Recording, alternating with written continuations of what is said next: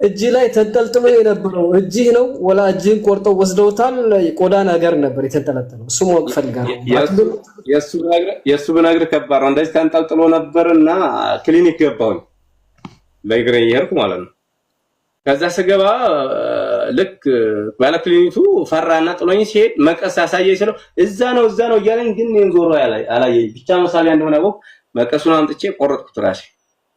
ይሄም ያው ተወርቶልኛል። ራሴ ቆርጬ ጣልኩትና ከዛ በኋላ ቀለ ይወዘወዘኝ ነበር። እቺንም ታክናት ያለች። ከዛ በኋላ ይሄ እጄ ላይ በጣም ቀይ ሆኖ ቆይ ቪዲዮውን ልክላችኋለሁ ሁላችሁምና እጄ ላይ ቀይ ሆኖ እንደዚህ የተጠቀለለው ደሙ ስጋ ሆነ። ፈሶ እንትና ገገረና እንደበረዶ ስጋ ሆነ። እንትና እዚህ ጋር ቀይ ነገር በቃ ቀይ ሽርጥ መስሎ ነውና ሆስፒታል ራሱ በቃ አይተርፍም ነው የተባለው። እና ብቻ እኔ ማለት ሰውም ወይም ደግሞ ዶክተር አድኖኝ አይደለም ፈጣሪችን ቀን ስለፈቀደልኝ ነው የኖርኩት እንጂ ሰው እንደዛ ሆነ አይተርፍም። እንዴት ይተርፋል? ትንሽ እንኳን እዚህ ጋር ደም ስሮች ከተቆረጡ እኮ ደም ፈሶ ያልቃልና የተንጠለጠለው እጅ ነበር ማለት ነው። እጅ ነው ያ እጅ ነው የተንጠለጠለው። ይዘህ ሄድ እያሉ ነበር። ድምጽ አለ በል ይዘህ ሄድ። መጨረሻ ላይ ይዘህ ሄድ የሸርሙጣ ልጅ የሚል ስድብ ነበር። ና ተመለስ ና ብለውኝ ራሱ እኮ መሳሪያ ስለተጠቀመብኝ ስለነበር መለስ እያልኩኝ ነው። የሚገርምህ ሳልሆን እንደዛ ሳይቆርጥ በፊት መሞት ፈልጌ ነበር። ከሆንኩኝ በኋላ ግን በጣም መትረፍ ፈልጌያለሁ። የሚገርምህ ቃሉ እስከ ጤና ጣቢያ እስከምደርስባት አካባቢ ድረስ ተከትሎኝ ነበር። መንገድ ላይ ማርፈበት ቀጥና ሁሉ ውጣ ወታደር ይመጣብናል ልቀቅ ከዚህ አለዚያ እንጨርሳለን እያሉኝ ነበር። 30 ደቂቃ ሲሄድ ሁሉ እነሱ በጎን እየተከተሉኝ ነበር። ከዚህ ቀጠና ውጣ። እንደው መጨረሻ ላይ ህዝብ አስተባብረውልኝ ህዝብ በእንጨት እንሸኘኝ አደረገኝ። ህዝቡ ከሸኘኝ በኋላ ተመለሱ። ከዚህ ቀጠና ካወጣችሁልን አሁንና ህዝቡን መለሱ። ከዛ በኋላ ባለባጃጅ አስገብቶኝ ወይናም ባይዞኝ ገባ። ባለባጃጁ ማታ መተው ከቤቱ ይዘውት ሄደው ለምን አነሳ ብለው 150 ሺህ ብር ተቀብለውታል። አንድ ቀን አሳጥረው አስረው። የሚገርም ነገር በቃ ይሄ ነው ያለው እንትን እና እጁም ጆሮ ቢታይ ለህዝቡ ጥሩ ነው። ምክንያቱም ሁላችንም ደግሞ እንርዳው፣ ወንድማችንን እንርዳው። ሐሳቡ ማንም ሰው ማንኛውም ኢትዮጵያዊ የሆነ እንደዚህ አይነት ነገሮችን ስናይ መተባበሩ መርዳቱ ነው። እዚህ ላበቃ ወንድሜ ደግሞ አላህ አመስግን። ያለ በስነ ስርዓት ቁጭ ብለን ብታወራቸው እንዲየታየ መልካም ነገር ነው። ኢትዮጵያውያን ደጋግነን እንደዚህ አይነት ሰዎች ይፈጠራሉ። እንግዲህ በመጥረቢያ ተገዘገዝኩ፣ መሳሪያ ተደቅኖብኝ ዙሪያውንም ተደቅኗል። ካሜራው ስለገባላችሁ ነው። እና የሚገርማችሁ እዛ ቪዲዮ ላይ እርግጠኛ ነኝ አላዳመጣችሁትም። የሆነ ድምፅ አለ። ቪዲዮውን እኮ ቃሉ ሲቆርጠኝ ከሌላ ዝቅ ብለህ የሚለው አለ። ቀስ ያለች ድምፅ በደንብ አዳምጣለሁ ወደፊቱ። ያ ማነው? ናትናኤል ነው። ስለሺ እጅ የሰጠው ውርጌሳ ሰሜን ወሎ ስብሰባ ሄዶ ነበርና ትእዛዝ እየሰጠብኝ ነው። አማራ እንትን መሪ ስለሆነ ማናዋቂ ዝቅ ብለህ ቆረጠ ዝቅ የሚል አለ። ያቺ አጠገቡ ያለ ሰው እንዳይመስላችሁ በስልክ ነው እንደዛ የሚለው። በቪዲዮ እያሳዩ ነው የቆረጡት። አዋቂው በቪዲዮ እንደዚህ አሁን እንደምናወራው እንደናንተ በቪዲዮ ሌላ ቦታ ሆኖ ትእዛዝ እየሰጠ ነበር። ያችን ቪዲዮ በደንብ ብዙ ሰው ያዳምጣትም እርግጠኛ ነኝ። ከሌላ ቦታ ትእዛዝ በቪዲዮ ትእዛዝ እንደተሰጠመን ያችን በደንብ ቪዲዮዋን ተመልከቱ። ድምጿን ቀስ ያለ ድምፅ አለች፣ የስልክ ድምፅ እና ለእኔ ይዘው በአካል ስላለው ስለታየኝ ነው። በቪዲዮ እያሳዩኝ ነበር። ሰውየውን ፊቱን ራሱ ያየው እና ከዛ በኋላ እንዳይጠፋባችሁ ጆሮዬን ሲቆርጡ ቄስ ተነሳ። የሆነ ቄስ ምን አላውቅም ተነሳ። አይሆንም ምሪ ሲል 480 ህዝቡን ተነሳ በእኔ ላይ። አይሆን ፊታችን እንደዚህ አይነት አጸያፊ ነገር አታረጉም ሲል ቪዲዮ የሚቀርጹት የነበረው ተውት። ግርግር ተፈጠረ። ያቺ የጆሮ ቪዲዮ ያላያችኋት ለዛ ነው። ከዛ በኋላ ምንድን ነው የተባለው? ከጠላችሁን ጫካችሁን ለቀን እንወጣላችኋለን ብሎ ህዝቡ እንግዲህ አይፈራቸውም። ህዝቡ ተላምዷቸዋል። ቤታቸው ያድራሉ፣ ያበሏቸዋል፣ ያጠጣቸዋል። ተላምዷል። ህዝቡ አይፈራ። ግን ተስማምተው እነሱ ጋር እየኖሩ ነው። ግን ህዝቡ አይፈራቸውም። አብረው እየኖሩ ነው። ያው አንድ ነው ማለት ህዝቡ ያው እየተዋጋ ነው። ጥይት አቀበለ ማለት አቤቱ አሳደረ ማለት ያው ነው። ከዛ በኋላ ህዝቡ ሲነሳ ቪዲዮውን ተውት፣ ቀረጻውን። ግርግር ተፈጠረ። አንደኛው ቤዛ ይባላል የሚኒሻ ምልስ ነው። የዛው ሀገር ልጅ ተወላጅ ነው። ቤተሰቦቹ ወንድሞቹ እኔ ያለው እንግዲህ እሱ እንደዛ እያደረገ እንትን ብሎ እኔ እናቴ ያለችበት ሰፈር 15 ደቂቃ በእግር የሚያሰግድ መንገድ የእሱ ወንድም በሬ ገዝቶ ይሄዳል። ገበያ ጥንጫ የሚባል ገበያ ማለት ነው፣ ቤዛ የሚባል። እሱም ግን እኔ እንደዛ አድርጓል። የእሱ ወንድም ግን እዛውኛ ሰፊ ደርሶ ይመጣል። እሱ በሰራው እኔ በቀል አይደለም ለሱ ለቃሉም አልመኝም። እንደዚህ እኔ ህዝብ ከተማረልኝ እጅ ማቆሸሽ ነው የሚሆነው፣ ህሊናዬን ማቆሸሽ ነው የሚሆነው።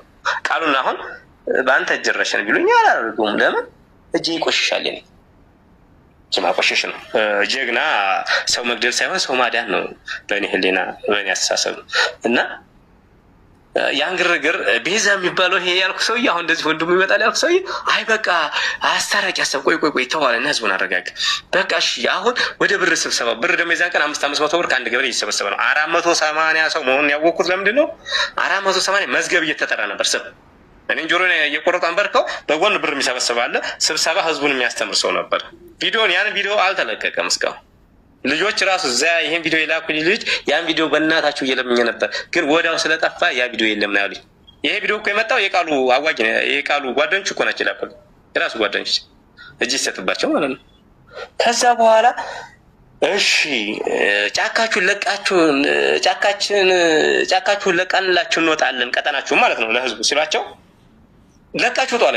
ቄሱ በጣም ጀግና በራሱ ቆራጥ የሆነ ለእኔ መስዋዕት ከፍለናል ማለት የዛን ሰዓት አካባቢ ቢዞርበትም ያ ሰውዬ ይሞታል ነበር ሲል ታዲያ ውጡ አላቸው። ውጡ እናንተ ናችሁ እንደ ነፃ የምታወጡን? ትናንትኛ ከማን ነበር ያዳናችሁን አላቸው። የቄሱን ቆራጥነትና የህዝቡ መነሳት ሲያዩ እሺ በቃ አለ። ይሄ ቤዛ ያልኩ ሰውዬ ቅድም ወንድሙ እኛ ሰፈር መጥቶ ይሄዳል ያልኩ ገበሬ ነው ወንድሙ ሰላማዊ ሰማ። ከዛ እሺ በቃ አስታራቂ ሀሳብ እሱ ወደዛ ወሰዱት አለና ስብሰባውን መምራትና ብሩ መሰብሰብ ቀጠሉ። እኔን አይታችሁት ከሆነ ይሄ ድንጋዩ የቀበሌ የግንባታ ድንጋይ ነው። ቀበሌውን አቃጥለው ቀበሌውን እንደ ካምፕ ተቆጣጥረውታል። እዛ የነበረ ስራ አስኪያጅ፣ እዛ የነበረ የቀበሌ አስተዳደርና የቀጠናዋ ፖሊስ ወረዳ ገብቷል። ወረዳዋ ለጌዳ ስለሆነ ማለት ነው። ወረዱ ድንበር ነው። ይቺ ግን ክሬ ማርያም ወደ እንትናነት ቆሎ አዋሳኝ ወደ ወረዳ ነው የሚያዋስነው እና እኔ የዛው ተወልጄ ስላደኩኝ በደምብ ማቀው ቀጠና ነው። ከዛ ይሄ ቪዲዮ ቀረ። ያን እዛ ቀበሌ አዳራሽ ይሄ ያያችሁት እጅ የተቀመጠበት ድንጋይ የቀበሌው የግንባታ ድንጋይ ትራፊ ነው። ዘርጋ ተባልኩ። እጄን አይታችሁ ከሆነ እያስተካከልኩ ነው የምሰጠው። ለምን በሉ ሲባል የነበረው የመጀመሪያው ሳስታቸው በቃ እጅን ምናምን ሲያሳዝን በቃ በጣም ነው የሚያሾፉት። አሁን ቃሉ የትእዛዝ አይነት አይደለም ታዝዤ የሚለው ምክንያቱም ሲያሾፍ ነበር። ቆርጦኝ እኮ ጆሮዬን ጠጋ ብሎ አጠገቤት ወንድም ምን አጋጥሞሽ ነው ይለኛል እያሾፈ ማለት ነው። እና ከዛ በዛ ላይ አይታችሁታል። ያሳምነው ልጅ ከዚህ ባንዳ ህዝብ መማር አለበት እያለ ነበርና እንደው ግን ከእሱ ምን መማር እንዳለበት ደግሞ እሱም እንደዚህ የሚመሰክር ደስ ይለኝ ነበር።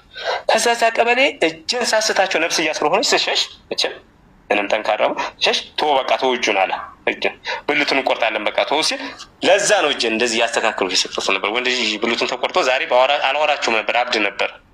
ብተርፍም አላወራችሁም፣ ዛሬ ምንም ብታረጉልኝ አላወራችሁ።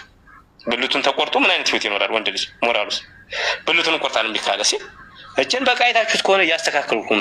ለምን የእጄ ስራ ማለቅ አለበት፣ እኔ መርዳት አለብኝ እጄ ማለት ነው ለነሱ። ይሄንን አረብ መጨረሻ ላይ ይሄዳሉ። ቪዲዮውን አይታችሁታል። እዚህ ሄድኩ። ያ ህዝብ በዛው በተሰበሰበበት በዛው ተበተነ፣ አለቀ። እዛው አለቀ። በእግሬ 30 ደቂቃ ሄጄ ወደኩኝ። ከወደኩበት በኋላ አገሩን አንሱ ብሎ ያስነሷቸው እነሱ ናቸው። ጤና ጣቢያ ሁሉ ደውለው ሪፈር ያጻፉልኝ እነሱ ናቸው። እንዲተርፍ እንፈልጋለን ብሎ ለነርሷ ደውለውላት ነርሷ በስልክ ሁሉ እነሱን አገናኝታኝ ያንዳንዷ ነገር አልሳኩም። ጤና ጣቢያ ሆኜ ስናገር የነበረውን ኢንተርቪው ቪዲዮውን ልክላችኋለሁ። የሚገርማችሁ ነገር ይሄ ነው ያለው ነገር። ወደፊት ያለውን ስለነገርኳችሁ ብዬ ነው። እውነታው ይሄ ነው። ማንም ህዝብ መረዳት ያለበት ያለ ይህንን ነገር ያደረጉት ህዝብ ሰብስበው ነው ወይንስ ብቻህን ጫካ ውስጥ ነው? ህዝብ በተሰበሰበበት ነው ይሄ ነገር የተደረገው? እንዴት ነው ህዝቡ ሰብስበው? ህዝቡ እኮ ሆ ብሎ ተነሳ። ህዝቡ ሆ ብሎ ሲነሳ ጆሮን ብቻ ቆረጡና ቪዲዮውን አቋረጡት። ምክንያቱም ያ ህዝብ እየተነሳ ስለነበር ዛሬ እንደዚህ ሲታይ ያሳፍር ስለነበረ ከዛ በኋላ ግርግሩን አረጋጉና እኔ እንደገና 5 ታጣቂዎች ሌላ ቦታ ይዘውኝ ሄዱ። አሁን የምታዩት ካሜራ ቅራቸው እየደቀነብኝና እየቆረጠ ቃሉን ነው። 2 ደግሞ ለብቻ ከይቡድ መሳሪያ እንደዚህ አካባቢ በዛው ሁኔታ ውስጥ ሆኜ እንኳን ይፈራሉ። 3 ቀን ሲያሳድሩኝ አግተው 8 ቁጥር ታስሬ ዋርድያ ይጠብቃሉ። ለሊት መሳሪያ ተደቅኖ ነው የሚያዙት። በጣም ይፈሩ ነበር።